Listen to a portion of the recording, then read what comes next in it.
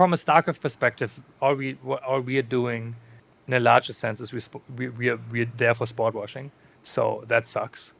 And a lot of the other smaller scenes are the same. I mean, esports always was kind of a thing, especially looking back at it from the outside, not the kid growing up being like, "Oh my god, this is the coolest thing ever." It always inherently was just like a small amount of people throwing money in because we didn't have any money. And that used to be not a bad thing when the people were just passionate about it. Yeah. But now larger companies and entities that were like, oh, if we do this is going to be good for us. And maybe with things that I just can't support, if they do it, then it's. Hey, SE Historian here. Good to see you all again. I've been away for a while, but we're back at it with a lovely piece with my friend HolyHit. For those of you who may not be aware, HolyHit is a German streamer and StarCraft player, probably best known for being the person who played StarCraft with the Dance Dance Revolution dance pad. Hearing from community voices like this and sharing their StarCraft stories is why I do this. If you like what I do here, get subscribed so you don't miss out on future releases like this. I promise it won't be another 3 months until I release again.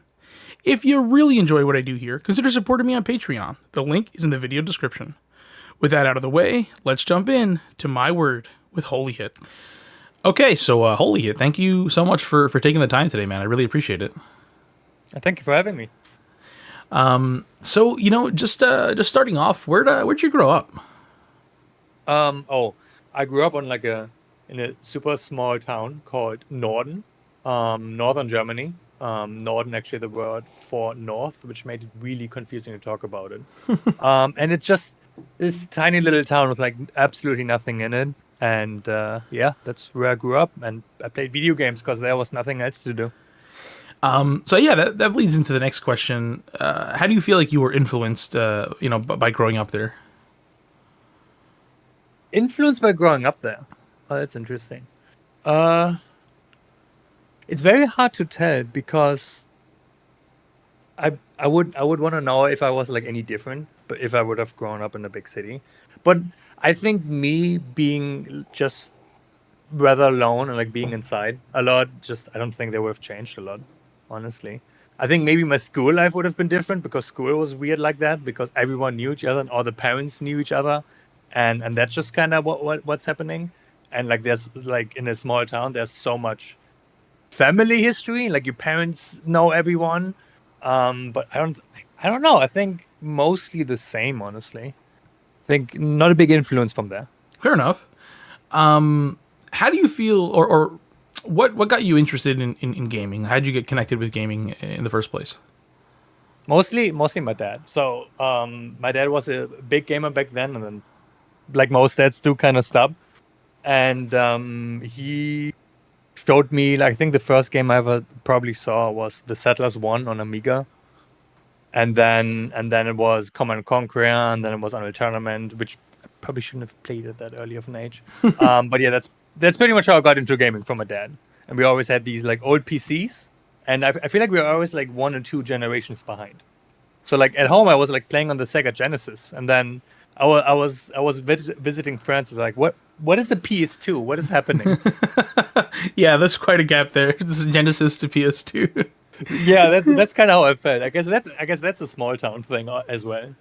Yeah. No, I think it's just sometimes about like family priorities and stuff like that too. Like maybe somebody could easily afford like the latest and greatest, but they just don't care to necessarily make that kind of investment.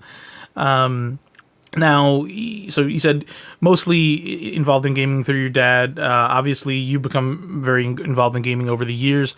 What's been his take on that? Is he supportive of your gaming endeavors? Very supportive. My dad had basically the parenting style of like, I'm gonna let you do what you want to do. Mostly, I never wanted to get into trouble or anything when I was growing up, so I think it was very easy for him to just go like, I do what you want to do. And when I said I want to be a programmer, I said sure. My mom was more hesitant about it, but since I grew up with my dad, my mom couldn't do much about it except like being on the phone, being like, "Is that what you want to do?" I'm like, "Yeah," and then she was like, "Okay, fine." Oh, okay. So your parents separated when you were young? Yeah, when I was like 3 or something, and then I grew up with my dad. But like my mom constantly called, so I have like pretty good connection to both of them. Oh, great. But But there isn't that much influence you can have about your son's gaming when Over the you're phone. only Yeah. kid to call in. Yeah, for sure, for sure. You can give your opinions, but enforcing them is a whole other thing. Exactly. So, what was special about StarCraft? Why do you think StarCraft is something that you really stuck with over the years? It's hard to tell, honestly. Because when I first played StarCraft, I didn't like it. That was when I was like in second grade, and I came from Command and Conquer, and like as a kid, you have weird reasons for not liking things, right? And I didn't like StarCraft because I was used to left click doing everything, like in Command and Conquer, and then right click deselecting. And in StarCraft, you probably like I think a lot of people never consciously thought about it, but you can't deselect things. You can just only select other things. Yeah. And that gave me so much anxiety as a child. I was like, no, I want to deselect things. What if I accidentally click something? And then I think what really happened was that my parents, because I was living with my mom for 2 years, and she had an internet cafe, and they had StarCraft, and that was I think my first multiplayer experience I've ever had. And then I think that just hooked me. I think I just getting destroyed by carriers, being like, oh my god, how does he have so much? And I think that just kind of hooked me, and that's mostly it. I think for me. And we're talking about StarCraft 2, yeah? StarCraft 1 actually. Oh, okay, okay. StarCraft 1. When I was in second grade, that was like 2005 or 6, I think. So I was playing StarCraft 1. Yeah, I started with StarCraft 1 actually. Okay, okay, yeah, no, I wasn't aware of that. So you said your mom had an internet cafe. Where was that located in Germany? That was in a city called Wiesbaden. That is like just like I think, like kind of southern Germany. Like I would say southern Germany compared to me growing up in a town literally called North. Yeah, So pretty southern for me. yeah. Yeah, pretty much there. Okay, okay. Or gaming cafes pretty common. You see them in a lot of different cities in Germany. No, not at all. Like Okay.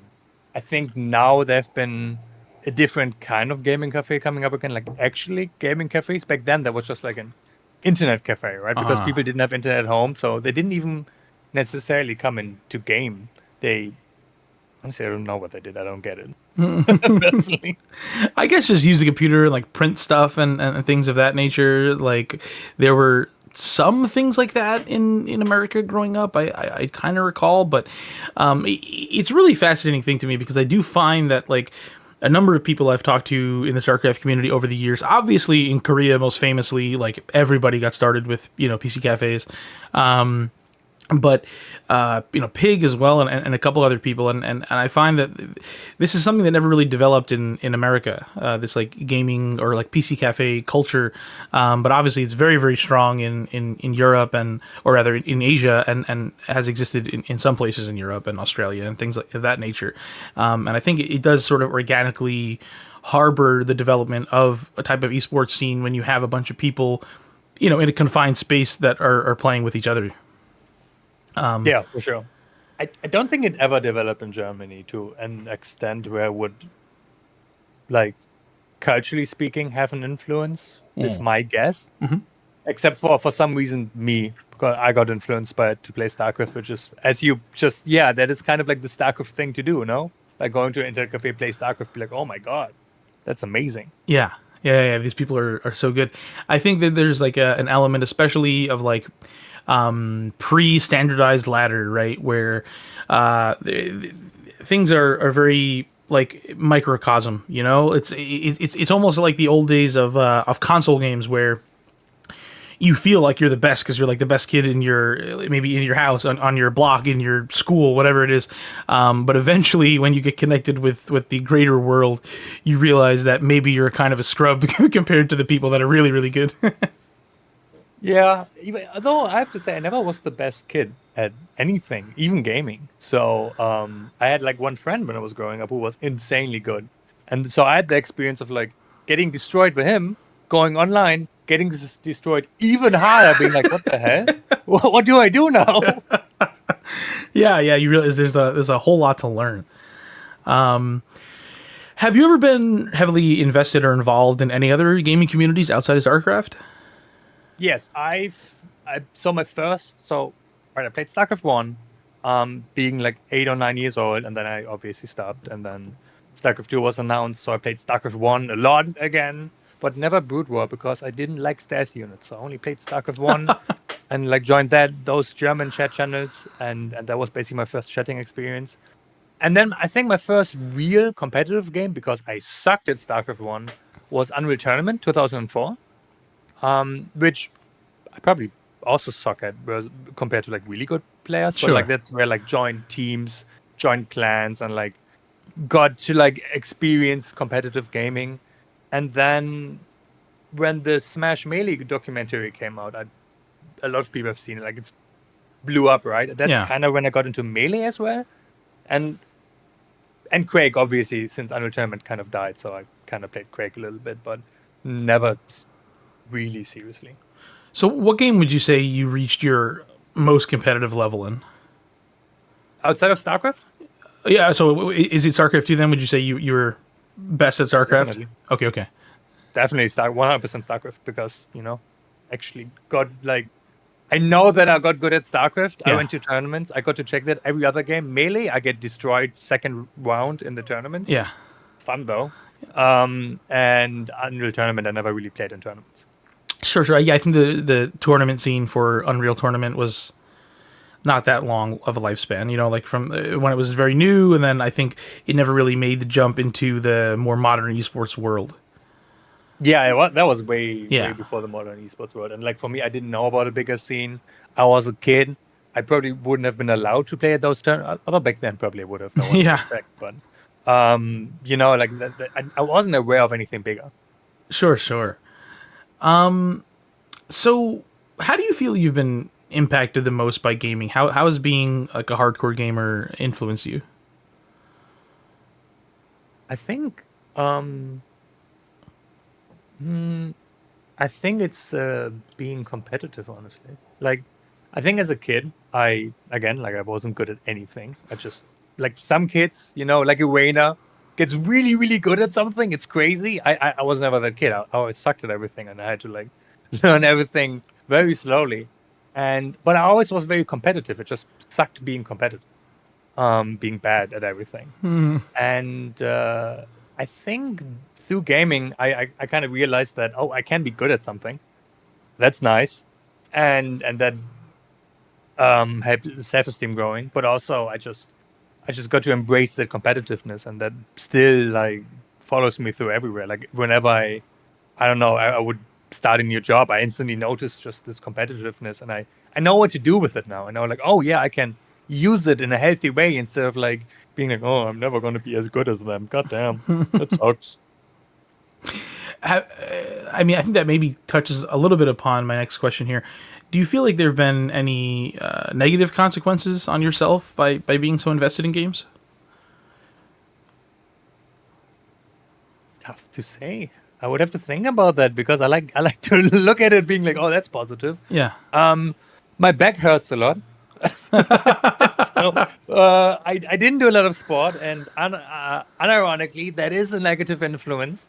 I should have started sport way early. I've started bouldering 2 years ago. So as every person that starts bouldering, I have to talk about it. But also, yeah, that's mostly Bouldering, it. is that rock climbing? Yeah, Okay. Okay. rock climbing, but very very low. Gotcha. And indoors mostly. And I think there are definitely times in my life where my ego was way too big for me just being good at a video game. I think that's something a lot of like programmers kind of fall into, and I would like to say I didn't fall into it too much, but I think I did.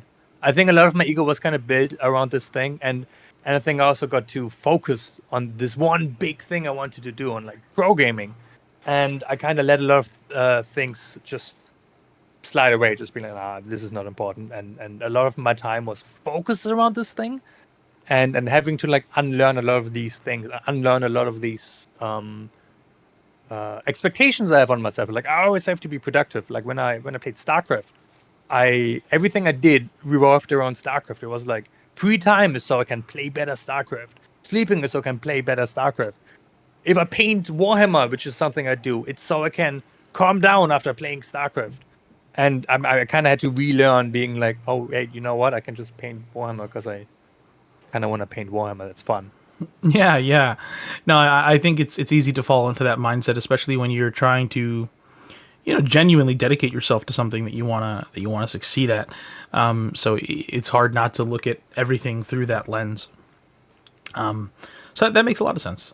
So transitioning from a focus on pro gaming to a focus on streaming, how did that come about? What got you so invested in streaming? So I I really wanted to be a programmer, and then I constantly practiced. And I always thought, you know what, it kind of comes natural to like stream to it. But I never wanted to stream, funnily enough. That's never something I wanted to do. I wanted to be a programmer. I wanted to be good at the game, go to tournaments. And I was like, I think there were 4 or 5 attempts to like try to stick to it, and then I didn't. Like after like 2 or 3 streams, and I'm like, nah, I'm just gonna let her. And then a friend of mine I met in the StarCraft community, we saw each other at a home Homestar Cup, and she actually streamed. She doesn't anymore. And we had a long talk, like a long ass talk. Um, and that just kind of gave me the spark to be like, okay, next year I'm gonna start doing it. Because why not? So the main answer would be why not? Like I'm playing anyway, I should stream. But I always want to at least like if I do something, put an effort into it and like do it correctly. What do you view as your biggest successes as a streamer? As a streamer, ironically enough, because I kind of stopped streaming a little bit to like refocus my life in the last few months. But in July, I got to do a warm-up workshop at TwitchCon with Froggy, and that was a lot of fun. And like just sitting in front of a like an audience and being like, I'm sitting here because I'm streaming, and that's dope. I'm sitting here, and not only am I sitting here because I'm streaming, I'm sitting here, and I can help lead a workshop, host the workshop. That's the word, host the workshop, because I got those skills from streaming. That's nice, and like I got all of these connections. Yeah. But like with streaming, I don't think there's any big accomplishment that I would point to where I'm like, that's it. That's my accomplishment in streaming, because Sure. they're like streaming like just it's a slow as fuck ride. Yeah. Like you just get one more follower, and then 10 more followers, and then it just keeps going and going. What about as a pro gamer? Is there any particular match or experience that you view as the pinnacle of your pro gaming career? I think there are like two main ones that I always go back to. One being the more personal one, being the so-called Leipzig Community Cup, which is a tournament in Germany every year. That was my first ever offline tournament. It's a small one, right? Like just like 32 people, hosted by like a local scene. That was my first tournament, and I think I went there like 6 times. I never won, and the last three, I got second place. I lost to Ian Blue hard in every final. And then I finally won one, and that felt amazing to Hell finally yeah. win like a tournament you went to seven. Like it wasn't a big tournament. No one in the larger scene cares for it, but for me personally, that was I think I needed that. I think if I didn't do that, I could never retire from StarCraft. I think I would always just like 40 years old be like, please host another tournament. I need to win this once. No, that's Um, awesome. It's nice to have that W. Yeah, for sure. And I think in terms of like actual tournaments, it's a mix of going to Canada for a tournament, like traveling a lot, because I didn't travel in my childhood because we were pretty poor growing up. So like just traveling for this game was amazing. And I guess objectively speaking, it's playing in Katowice. That I like to point that out. Like I played in Katowice. So Yeah. that's important. Let's go. What year? I don't remember. Damn it. I don't remember what year I played in Katowice. Oh, good. Oh no, I do. 2020, because that was the last tournament, and then COVID happened, and I was like, oh damn, this sucks. Because my main motivation was always offline tournaments. 2020, was that the Rainer Searle final?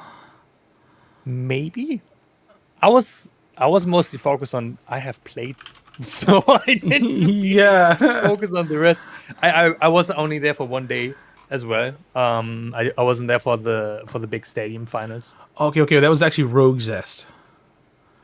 Rogue Oh, Zest that's why I don't finals. remember it. I always forget about Rogue. Like when the GOAT discussion happened. I don't know what it is about him. And this is not meant to be disrespectful. I Yeah, just always yeah. forget he exists.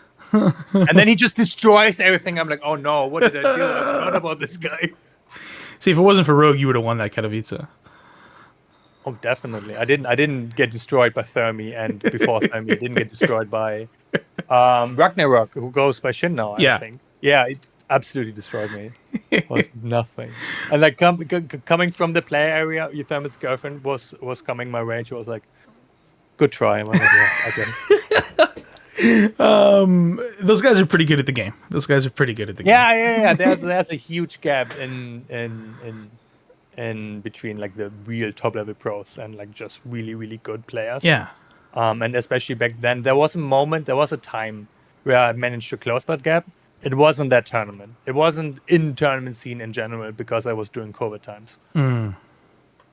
Yeah, I think it's a really common mentality, and I think it even stems into like the lower echelons of the community, right? Where because the skill ceiling is just so high in StarCraft, like you can be really, really good at the game and still feel like absolute garbage compared to, other people that you see. And I think that applies to like a diamond player, acknowledging that they're pretty bad at the game relative to good people. But then, diamond is like the highest aspiration in the world for the gold player, right? They think, oh, dude, if I could get diamond, like, yeah, I would be good at the game.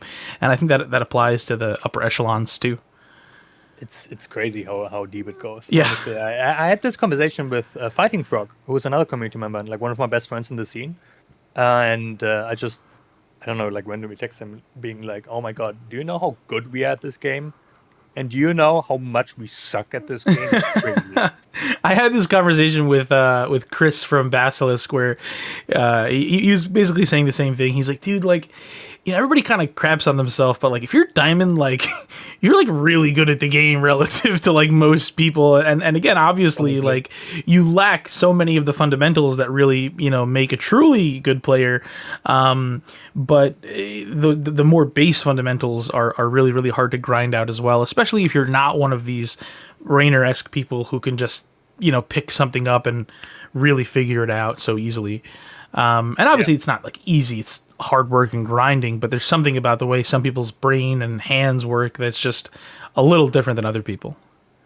I think so. My hypothesis is that hypothesis sounds like such a big word, but like my theory is that what really puts apart, like obviously there's some level of like just natural getting the game, but I think what really puts the like pro players apart from like normal players is that they just fucking love playing the game. Yeah. And I think that's mostly it. Like that's something I struggled with a lot. Where like I didn't wanna like play 8 hours every freaking day to get better. I did, and because I was stubborn. But the problem is that there's a huge difference in like you learning when you're like stubborn about playing a game versus you just want to do it. Yeah. No, for sure. I mean, it's mental fortitude, and like that you're forcing yourself to do it, right? As opposed to another person that it's not even a mental fortitude battle necessarily. Maybe at some point for them it will be when it becomes their career or something. But organically, they just felt the drive to, truly dedicate themselves in that way. And maybe it's not even a cognizant thing; they just do it. I think that's the way with most people. They just kind of do it. Like I think most programs, especially from like older generations, that just kind of slipped into it. Right? For me, I don't know. I was like 10. I was like, I want to be a pro gamer. I didn't even know what that meant. And then I knew what it meant. I was like, I want to be a programmer. And then it took me like 7 years to be good at the game. What the fuck was I thinking? That wasn't smart. That wasn't smart at all. But I just really wanted to be good at the game. Oh, but sometimes you just gotta chase it, Like I think that's life, and it's just a different perspective from people. I was talking to Cyril about this a while ago, and just about like, I was asking him out of curiosity, at what level do you think that somebody can benefit from coaching, right? Like, at what level do they have to be at for coaching to really do something for them? And Cyril was like, oh, I don't know, like low GM. And I was like, dude, I don't know. I don't know about that. Oh my god. But from his perspective, Oh, like, has the guy ever not been GM? Right? Like, I think that's really the thing, is that like he's just so out of touch with what it's like to be a regular StarCraft player in a sense. Like it's we're just living in different realities. I would have said the opposite. I think everyone can benefit from coaching. Yeah. Someone comes to StarCraft, you tell them always build workers. Yeah. Technically, that's coaching, and they will benefit a lot from that. Yeah. Yeah. No, I think. Yeah, I think from his perspective though, it would be like, oh, like he's a race car driver, and it's like, oh, like how do you think like a person who started driving today could benefit from racing coaching? And they would be like, no, dude, like, hey, they don't know how to drive yet. Let's not race. Yeah, that makes sense. But it doesn't make sense to people who are not, one of the top 50 players in the world or something like that, or maybe a bit beyond that. But you know what I'm saying. I think it's just so funny. It's a completely different purview of the world. It's amazing. Yeah. Oh my god. So, switching back to the streaming conversation, what do you think makes for a successful stream? What makes successful streamers successful? Networking. I think that's the main answer. I think the main answer to like become a successful streamer is networking mostly. I'm a tad bit biased because that is what I suck at. I suck at reaching out to people. That is not what I do. I just streamed every day because I wanted to play StarCraft, and then I streamed every day because it's what I ended up doing and felt very natural. And I think what you see a lot with like big any YouTube content creators, anything, it's most of the time either they get insanely lucky and they have a niche that they hit, or it's a group of people and they all help each other grow, and it just makes sense to me that works.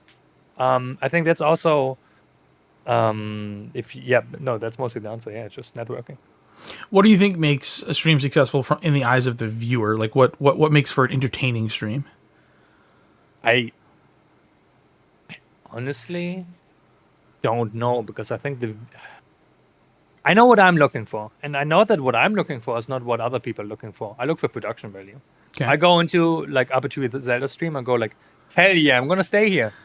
Let's go. Yeah. I go into another stream that just has dog shit production value. I go like, I mean, you do you, but I'm not gonna watch. I can't. Like, no. And I know that most people don't think that way. That's just me personally. Yeah. And I think it also depends on like what game you're in, because like I think streaming for StarCraft means something very different than like anything else, right? Because like if you watch StarCraft streamers, I would say StarCraft streamers makes successful either you're very interactive with chat, because holy shit, someone's doing that with this game, that's nuts, or you're just really good. That's I think mostly what makes successful streamers in StarCraft, but those aren't the reasons in like normal streaming. Maybe the interactiveness thing, but I think that's at a certain size, I think it's actually overrated. People aren't actually that interactive anymore at a certain size. Yeah, I mean, I think it almost becomes impossible to be truly interactive when your chat is like flying by.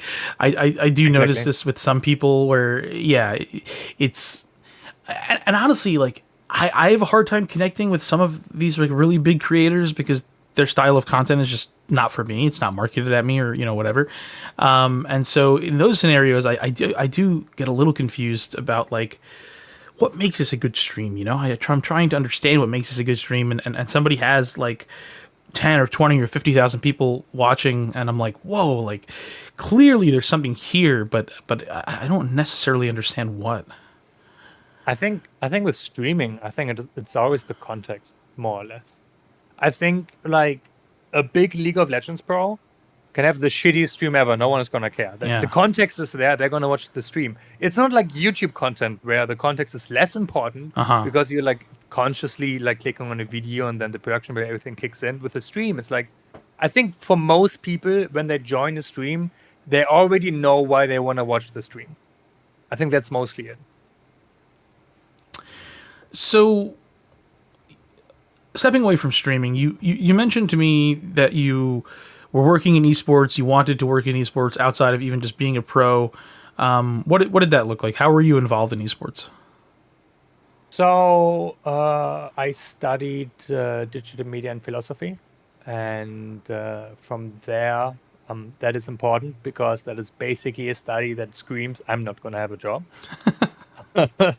And then I did the streaming thing, and at some point, I just decided, oh, I think I should like look for a job because my studies are ending soon, and streaming isn't making like this hard and this forced isn't making me as happy as I hoped. And then I just sent out application. I don't remember what kind of applications I sent out, and then I started at a company called Buddy Kitchen, because they were a food brand, and they wanted to branch out more into esports. What they did is they had like recipe books, like super simple ones for like younger generations. Basically, that's what their aim was. And they hired me kind of as a project assistant, but also as a consultant because I had the people I knew. I had the networking already, even though I suck at it. After 10 years, you get to know people Yeah. eventually. And yeah, that's basically where I started. What they did is Buddy Kitchen created nutritional plans and gave and put cooks into team houses. So basically, we worked together with teams and like gave them a cook, gave them a meal plan for the cook, and then like just made sure that they had the most efficient food possible, basically. And I was like mixed project assistant, project manager. It was a startup, so it was like chaotic in a really fun way, to be honest, because there were just like always projects popping up left and right. But that's kind of what I did there, yeah. So the company was specifically focused on chefs for pro gaming houses. Yeah, in the esports side, obviously the company was also outside of esports doing things. Okay, okay. A lot of social media, and we did a nutritional course. But in the esports side of things, that's what we did. Fascinating. I honestly was not aware that like I knew of course that some pro gaming houses contracted cooks and things of that nature, but I didn't know that there was a concerted effort from a a corporate side to make an entrance into that sort of field. Yeah, I think we were the only larger company that catered to many team houses. I think that was obviously catering is a thing that's nothing new, Yeah, and yeah, yeah. hiring cooks is a thing that's nothing new. But we were like a centralized entity that also we actually had like scientists and experts on nutrition that like made sure that the food is gonna be good. So I think that's what made it special there. Did you guys get any contracts with any really well known teams? We basically like I think like 60-70% of the LEC teams. So we did Fnatic, we did SK, we did. I'm not a League of Legends player, so Yeah, I yeah. can't. It's been a while, so I can't recall the rest. No, no. But quite a few teams. I was actually impressed with where we got for sure. Yeah. No, I mean those are already two, pretty historic names, so that's fascinating. So cool, honestly. No, I had no clue. So what happened there? What made you leave the industry? The esports bubble burst. I think that's mostly it. I think that's honestly just what happened. So the esports bubble burst, especially I think Germany got hit pretty hard somehow, and the company went bankrupt. So, and I thought to myself, okay, all right, what do I do? I could keep working esports, but esports is also just developing, honestly, just developing into a direction that I don't find interesting anymore. I always like the grassroots of esports. I always like the community feeling. I always like going to LAN parties, and COVID happened, so that wasn't as big of a thing anymore. Yeah. Or the big games, I have no interest in. I don't want to play League of Legends. I'm not a team player with randoms. It's too annoying, so I can't play the game. Every other game has the same problem. Yeah. But also, when I want to play a shooter, I play Unreal Tournament, not Counter Strike. I want my shot to go where the crosshair is, Yeah. not somewhere else, right? So I think I'm just too old school to like be there. And then working in esports it's nice. but because the bubble burst, it's just not that safe of a place anymore. It So, never was, to be fair. Anymore is the wrong word. It's not that safe of a place. And I just thought, you know what? I'm just gonna do something else. how do you feel about the state of the esports industry now, a couple years later? I mean, uh, co- corporalized, I guess. It's not a. It's. I mean, from a StarCraft perspective, all we are doing, in a larger sense, is we're there for sport washing. So that sucks. And a lot of the other smaller scenes are the same. I mean, esports always was kind of a thing, especially looking back at it from the outside, not the kid growing up being like, "Oh my god, this is the coolest thing ever." It always inherently was just like a small amount of people throwing money in because we didn't have any money, and that used to be not a bad thing when the people were just passionate about it. Yeah. But now larger companies and entities that were like, "Oh, if we do this, this is going to be good for us," and maybe with things that I just can't support. If they do it, then it's tricky. It's just very obvious, you know. So it's tough. And every other esport is just think, I don't know. I'm not a big fan. Let's put it that way. I'm not a big fan of the sport washing. I think that's mostly it. Yeah.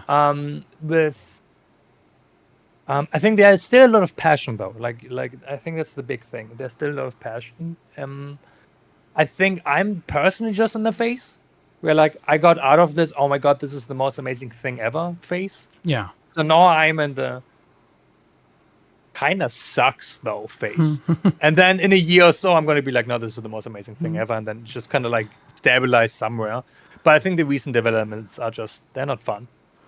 Yeah, I mean, I think that that's almost like a natural state, that phasing you're talking about, right? Because, well, if you're involved in esports, and especially StarCraft esports, right? Like, outside of maybe like a small percentage of people 14 years ago, nobody's in this game because they view it as like the most amazing career move, or they're going to get rich or something, right? Like, Yeah. Sure, a couple people do make a lot of money in this game, but it's primarily just a couple pro gamers, right? And outside of that, everybody else is sort of just like either making a living or just trying to make a living, right? And so I think you got to be extremely passionate to be here. You got to be really, really excited about what's going on in this game and in this community and the history and the lineage and your place in all of it.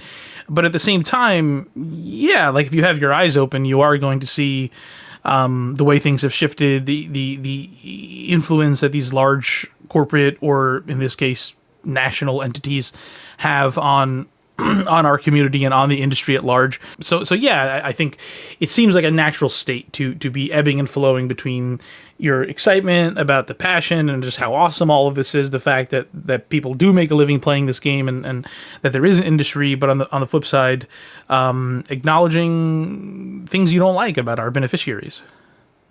I think there's also just a difference between like talking about esports as a whole, which is already very difficult because it's a very fragmented thing, and StarCraft. And I think the StarCraft scene, I think the StarCraft scene is pretty dope, honestly. I think the StarCraft scene is very cool because what's basically happening now, and that's also what's scary for me as like a person that wants to make a career out of it, or like wanted to, or would still like to, is that, yeah, now we are like very reliant on like one source. Yeah. And that one source is not something I can stand behind. That makes it even worse. But the community itself is dope as hell, and like we just take the money. Why not? Like, you know, I mean, there are reasons why not, but it's fine.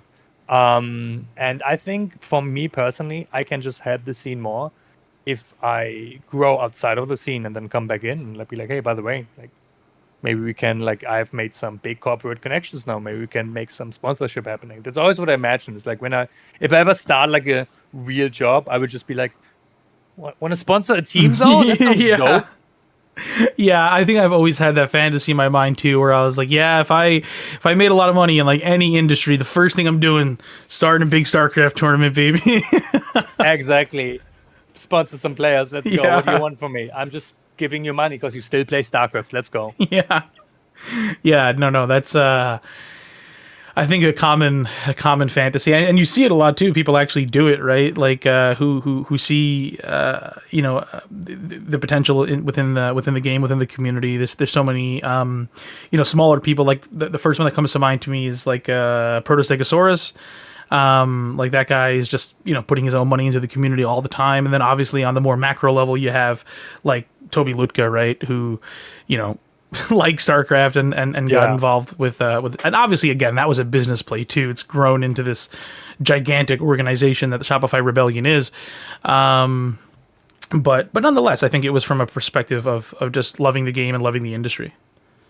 I think it's 100% fine if it's if it gains your business to invest into StarCraft. That's what we want. Yeah. We want you to invest into us for good reason. Yeah. The good reason is the problem right now with like how much money we're getting from who. Yeah. But if that happens, then that's perfect. And the thing I always notice is I sometimes I don't watch StarCraft for a month. Like last month I didn't watch a lot because I've just been so busy. Mm-hmm. And then I come back and I watch StarCraft and I go, holy shit, this game is cool. I just want to watch this. This is dope. Yeah. This is amazing. The game still looks so good. Everything, and the scene is. Obviously, different perspective when you're like this deep into the scene, but like you just know so many people there. It's just such a good scene because essentially everyone's still here. As you said, it's just here because they love the game. Yeah, yeah. It's all just for the love of the game, and that's what makes it so beautiful, right? Like, and if you talk to the people, you'll see that right away. Everybody's just so excited. That's one thing I love too, especially at like big events where. That's just what all the pros are talking to each other about too. Is just the game, and because they're just excited about the game. They're excited about their performance, and they really love learning and discussing and just putting their mental energy into the game. I think one of the main things I took away from like going to my first tournaments, somehow at every tournament when I would for like a year or two, I would. The first people I would meet at every tournament would be Roddy and Demo. Mm-hmm. Just standing together, I would say hi to them. And they would, I don't know, that just stood out to me. They would always talk so passionately about what's happening in the tournament. Like there was zero fakeness, especially like because you meet your heroes for the first time. You would expect something to be different, like weird, maybe like, oh no, I've heard so many scary stories about meeting your heroes, but they would be so freaking passionate. Like they would just start talking about everything that's going on with like so much actual passion. It's crazy. It's amazing. Oh no, absolutely. I thought about this a lot, and I've had this conversation both on and off camera where it's actually strange to me, like how nice and how real all of the personalities within our community are. Like pretty much everybody, they are just like the same person that you see on camera. Like there's very little difference. Now, obviously, people hang loose and act like normal human beings, or they're not in front of a camera presenting to tens of thousands, right? Like there's an element of professionalism, but for the most part, they really are the same people, and there is no like black sheep figure. There really is, like at this point in the community, there's nobody that has like a bad rep or isn't a nice person. Everybody's just super passionate, super supportive, and you see that, like you said, so easily. Like even if you're just like a random fan who doesn't really do anything in the community other than just consume some content, you can just walk up and talk to one of these dudes, and not only are they going to be friendly, but yeah, they're just going to be happy and excited to talk about what's going on at the event. They just love talking about StarCraft. I mean, if you think about it, it makes sense. They have to do that 8 hours a day. Yeah. They can't fake. You can't fake that. You just can't. Yeah. But I think this term gets thrown around a lot in like other contexts as well. But I think just StarCraft actually is one big family. Yeah. It just is. That's how it feels to me. Like every time I go to a tournament, and that's amazing. And that's just like the worst drama we have. Is you can compare to like the family drama that happens on Christmas. Yeah. It's never like too bad. It's just obviously there's going to be some drama, but it's never like something really horrible. It's a pretty good time. Yeah, like there have been rotten apples, but we're just so like we got rid of those people so long ago. A long time ago. Yeah. Oh my God. Yeah. And of course, it sucks when there's somebody that you like and respect who turns out to be a bit of a shitter. But for the most part, we haven't seen that in years and years. So yeah, it's been, we've been really lucky to have attracted the people that we have. But I also think it's not even necessarily luck, in the sense that, I don't know, StarCraft attracts a certain type of person, and I see these like strings of similarity between so many different members of the community. And yeah, I don't know. There's just something that really connects all of us, and there's just a certain personality type where most people are just very real. Most people are very real and are treating each other with respect. And yeah, it just makes it a really nice place to be. I think what you said, it comes down to also about we're just not a big scene anymore. Like no one's investing anymore just to make gains. Yeah. That's not happening, and that kind of sucks, but it's also pretty dope, because everyone here is just there for the passion. And it's the natural state of things, you know. Nobody stays king forever, and the longevity that the scene has seen already is amazing in and of itself. And I think even when the EWCs of the world are gone, even when the ESLs of the world are gone, we're still going to have a community. We're still going to have LANs. We're still going to have online events, like, because there is just so much passion, and there's so many people who want to make it happen, even if there's not really a profit motive. Yeah, for sure. So, moving past esports, what does the career path look like? Where do you want to be in 5 years? Oh, where I want to be, I don't know. I'm a person, so I have one philosophy that kind of sucks sometimes, but I really hate closing doors. It's less of a philosophy, just how I work. I just hate closing doors. I want to keep as many doors open as possible always. So I just kind of let happen what happens most of the time, except for, my 14-year journey of becoming good at StarCraft. That one I forced. Now I'm doing information security. I just kind of, someone offered me a training right after the job ended. I was like, sure, why not? And I'm actually going to be working in the information security field, half-time for projects, half-time, the other half as a teacher in online classes, which is basically like streaming, honestly. Yeah.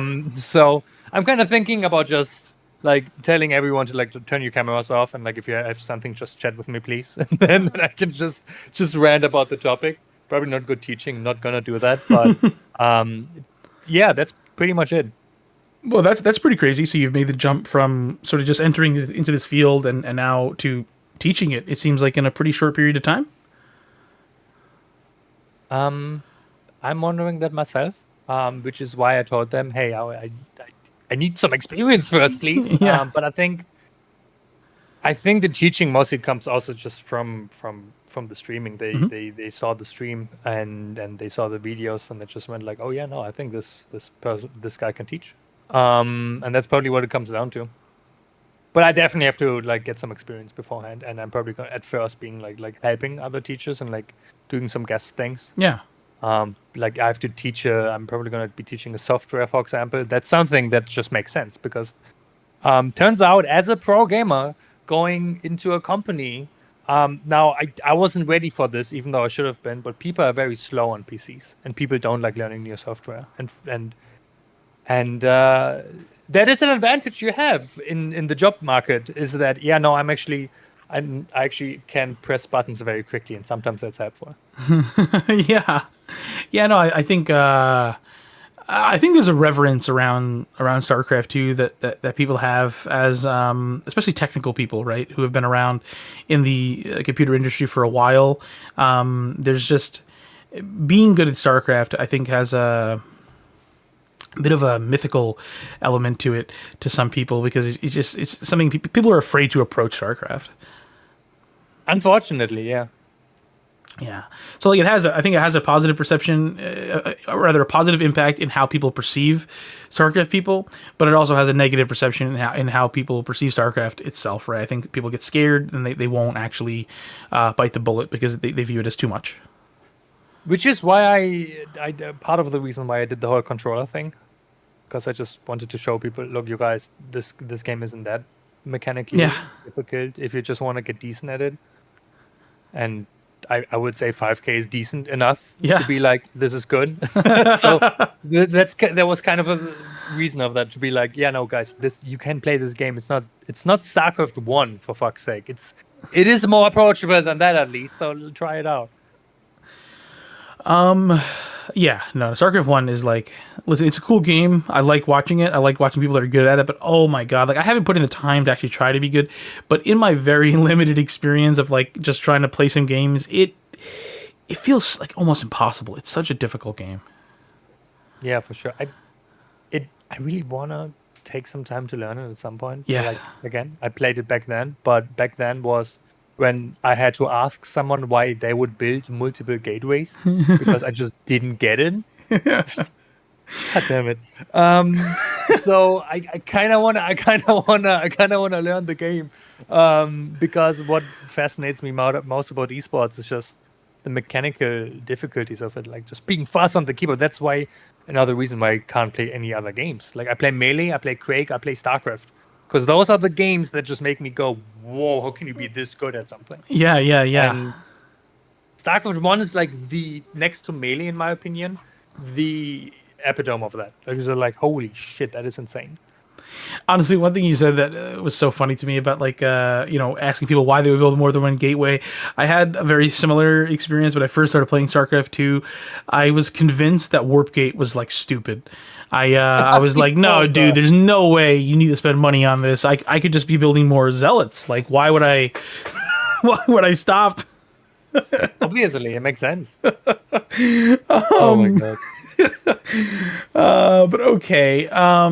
So regarding other RTS titles, things like Zero Space, Stormgate, Battle Aces, or Beyond All Reason, is anything catching your eye? Do you view anything as the next step for RTS, or the next step maybe for yourself personally? So I was really, really hyped for Stormgate when I played that one beta phase where it was only Infernal versus Vanguard, and I played it. That was the first time I played it, and it felt amazing. Personally, I'm a big. I love low latency. I hate the 25 milliseconds that StarCraft has all the time. No one else notices, but I'm sitting there like, no, I need no delay. Which is what made the COVID times very hard for me as a player. Um, and Stormgate has that, but then we kind of all saw how that ended up, and Stormgate ending up like that kind of led me to this career path now, because I was playing with the thought of like, maybe I'm gonna really go for Stormgate, and then the release happened, and yeah, I don't really have to say much more about that. I think I haven't played Zero Space at all, and I can't tell you why. I just haven't. I think I just really have to at some point, for sure. But what I played Battle Aces. Battle Aces kind of came out of nowhere, right? And that game is so smart, and I could sit here like at least an hour talking about why this Battle Aces is so incredibly smart and what decisions about it make so much sense. It's amazing, and I think it's always kind of a luck thing if a game becomes big. But I think Battle Aces from all the games is the most interesting take on the genre, which comes the closest to what we actually think makes RTS cool. Every other RTS is cool because, every RTS game was cool, like the single player and everything. But what we as a StarCraft community find cool, that is what Battle Aces is trying to get to the most, and the most focused as well. So I think that one is fucking dope. Do you see Battle Aces becoming like a big commercial success? Would that surprise you? I wouldn't say surprise. I think that's difficult. It might happen. It might not happen. It depends on what they do with it, because the core is solid. So everyone playing, like, even if everyone that plays StarCraft 2 would jump to Battle Aces, that would still not be a success, to be fair. But the core is there for that to happen. That could technically happen. I mean, it won't, because StarCraft people will stay StarCraft people. That will always be the case. Yeah. But if like the marketing around it works out, and I think they're doing a decent job so far, and I think they have good backing, I can see it being successful. Yeah, yeah. I think there's a very real possibility. I think really curious to see how this new generation of RTS titles develops. But you know what? That was about what I had prepared for you. Is there anything that we didn't touch upon that you'd like to talk about? Oh, that's a good question. No, I don't. I think we covered a lot. We talked about esports. We talked about gaming, and nothing more I could add. I could talk about how great Battle Aces is and why. Because there's so much smart decision making going on in that game, and no one's talking about it. But that's about it.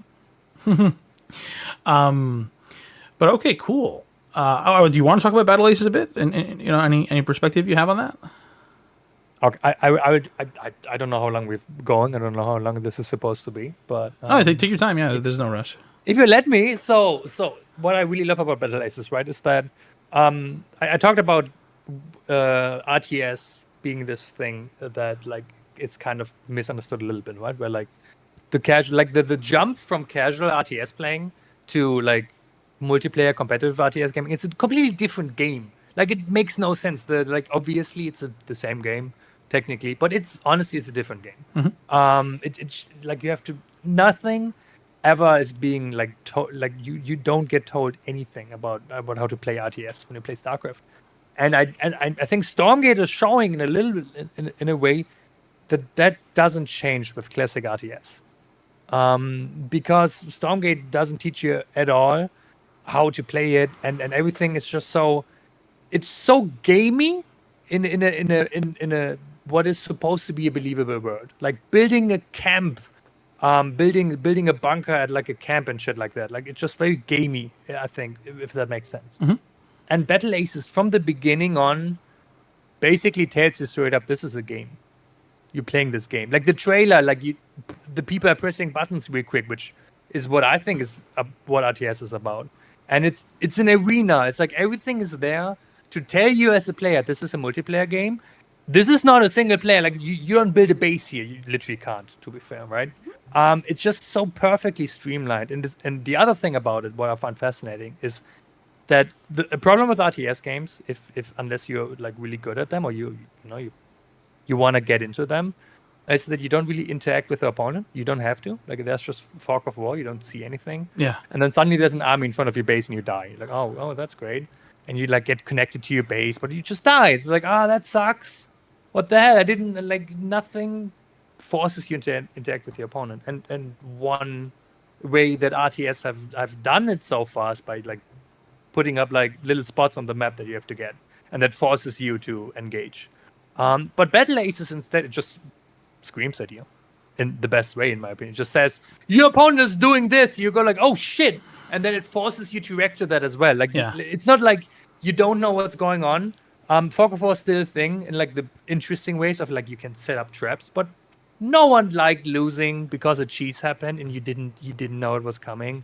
And the only thing you would have to do is scout it. No one enjoyed that. Battle Aces just screams at you like, your opponent is doing something, and you're instantly forced to like make a decision, because that's the other thing RTSs are really bad at, forcing you to make decisions. Yeah. You just kind of build things because you want to build them in a casual way. But Battle Aces is like, your opponent is building an expansion, and you instantly have to go, I should do something about that. And then you instantly are already in the game. And I think like little things like that makes Battle Aces so interesting to me, because no other RTS game has truly understood how to make RTS like translated to the player like Battle Aces did. Yeah, I think one point you raised there that is very valid is like, you know, scouting is just so important in RTS, right? And it really is like, you know, the information is like half the battle. But for newer players and for lower skill or slower players, you're almost forcing them to choose between focusing on the development of their base and their economy and scouting. And obviously, the intuitive thing to do is to just build up your stuff, right? Like you feel, you know, especially if you're coming from a world where you only ever played single player games, where in every single player game, you're the biggest badass in the world, and if you just work on your stuff, you'll become an unstoppable force, right? And that's obviously the nature of games. People play games to escape from reality, so and that's a great escape from reality, to feel powerful. And but that's a fundamental problem in RTS, right? Where if you're not putting in the effort to understand what it is that your opponent is going for, you're just going to get rolled, right? It's unless you have some unbelievable mechanical prowess, you're always going to be playing at a disadvantage then. And even if you have great mechanical prowess, you're still going to get caught off and killed if you don't know what's coming. And so, like you're saying, like being forced to put some of your attention onto your opponent by the game just telling you something, I think does a lot. It really conveys the importance of what your opponent's doing and what role your opponent plays within the game, more so than in StarCraft, where you have to make that realization and take that step on your own. Yeah, I think it also would, like, another layer on top of that is that like as a programmer, there are like a set amount of builds, right? Like you scout, you already know it's X, Y, or Z. In StarCraft, if you're coming into the game, it's like, holy shit, I'm seeing a pool, and what does that mean? Because there's so many variables screaming at you. Yeah. But ultimately, it can only be one of three things. Let's say, like in a pro game, Yeah. it can only be one of those three things. But you don't know that. You don't know what anything means. And with Battle Aces, it just instantly jumps towards what the game feels like as a pro. It's like it's either an expansion, or it's units, or it's tech. And you know that. You just know that. And like coming in like as a casual player, there's nothing else. Yeah. And that just cuts out a lot of the layers that you would have to go through, that to be competitive you just have to go through, and it's kind of lame to have to go through them. I mean, it's cool that like there's so much information in StarCraft and like so much to learn and everything, but ultimately, and like on top level, it just ends up being like four things, and it instantly went there, and that's really smart. Yeah, for sure, and I think just wrapping your mind around what those trees look like is, the first step is such a big thing in and of itself. Because the trees aren't part of the game. Yeah. They're part of the meta game. They're part of like what the players are making up. So you can't even like look into a book or like, oh, it's this. Oh, that makes sense. No, it's not, unless someone made that book. Yeah. But in Battle Aces, everything is more planned, and that's good for casuals. Even though obviously the way StarCraft did it is really cool, because you can just kind of do your own things. But none of that is necessarily. It's reduced, but it's not gone from the game. Yeah, and again, I think something's got to be different, right? Like, again, we talked about like people are scared of StarCraft. StarCraft is just, to so many people, it's just, the game that's impossible to be good at. You have to execute 600 actions a minute if you're gonna even be remotely competitive. And obviously we know that that's not true. Like, you can be a really competent Protoss player with 40 actions a minute. No, I'm Not just that there's kidding. mech or anything. No, I'm just playing. Goody exists. Yeah, Come on. yeah. He's existed for a long time. No, I kid. But yeah, no, I think I agree with a lot of that sentiment, and I think those are some of the reasons why I think Battle Aces probably has one of the better chances of the new RTS titles of finding some real commercial success. It seems to appeal to a broader audience than other RTSs do generally. I think it tells people a lot in a lot smarter way of what it wants to do. Other RTSs, as I said, it's just like you build your army, you build a base, and then you enjoy. Battle Aces is like, no, this is not what we do here. We play RTS like it's meant to. We throw armies at the opponent. We have to do things. It's hectic, but that's what you want from this. Like, other games are just like, they don't tell you that. They just throw you in the multiplayer, and you're like, holy shit, what's happening? So, what I'm looking forward to in the future is the inverse of what it used to be. So in the past, everybody would scream, "Oh, David Kim," to balance wine. But my dream is one day people are going to say his name in ecstasy. They're going to be so they're going to be so excited about Battle Aces. People People are gonna be screaming David Kim. That would be nice. That would be nice. I think it's not at least it's not going to be agony anymore Yeah. because there are no factions anymore. So like that is not going to happen. Like how dare you? But maybe who knows? We'll see in the future. If I scream David Kim's name in ecstasy, maybe. It could be in a lot of different contexts. Who knows? Okay. I think that's enough being goofy for me. But okay, cool. I think we covered pretty much everything I had in mind. Do you have any closing words? StarCraft is amazing. Great game. I played 14 years of StarCraft 2 and even more StarCraft 1 beforehand. And even though I've cheated on it a little bit with like Melee and Quake, How dare I don't you? think there's ever going to be a game that like captures what StarCraft 2 does, because even Battle Ace is going to capture something different. Like it's the core, but it's going to be something different. StarCraft 2 was just so much history behind, and that's amazing. I think, yeah, that's what I got to say. Otherwise, I have a stream slash HolyHit44 on Twitch, and I got an Instagram where I post Warhammer pictures. Warhammer is also really cool, by the way. Yeah, that's about it. I'm gonna stream more in November as well because Battle Aces beta comes out, and I want to stream that. So I think I had to do it. I had to do the shoutouts there. Yeah, of course. Well, thank you so much, man. Thanks for taking the time. Yeah, thanks for having me again. Yeah, for sure. Thanks so much for watching. If you enjoyed this one, be sure to leave a like and a comment down below. Get subscribed so you don't miss out on future releases like this one. If you really enjoy what I do here, consider supporting me on Patreon. The link is in the video description. That's all for now, my friends. Until next time.